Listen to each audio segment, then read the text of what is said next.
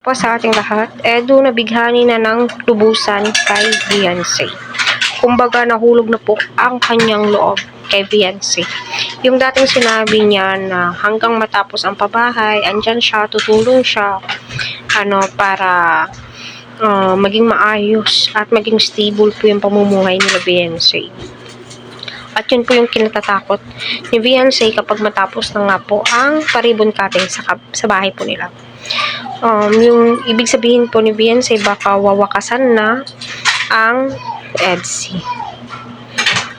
So, di naman po. Di po mangyayari yan. At hindi po papayag ang EDC supporters na mangyari po iyan. So, sa usapan naman pong lubusan na pong nabighani, ramdam po natin iyon. Diba? Kasi yung mga titig pa lamang po ni Eds, papaano niya i-approach itong si Beyonce. So, bago po ang lahat, naway patuloy po natin suportahan si Kalinga Prab, Kuya Paul at ang buong team. Please huwag po natin skip ang kanilang ads para sa ganoon ay syempre marami pa pong kababayan po natin ang kanilang malingap and syempre ang kanilang matulungan. So, ang pag-ibig naman po talaga kapag puso, yung pinag-uusapan po, ang puso habang tumatagal ay nahuhulog yung loob.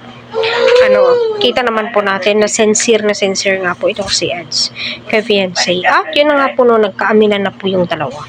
So, masasabi mo po talaga, nag-aantay na lamang po sila ng perfect time para sa kanilang dalawa.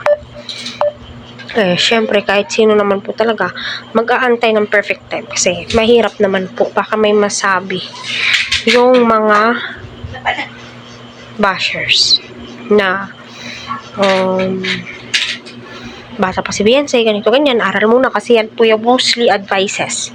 Pero alam naman po natin at ramdam naman po natin kung hanggang saan alam ni Edu kung alin po or yung mga boundaries po niya. Tama po ba ako? Correct me na lang po if I'm wrong.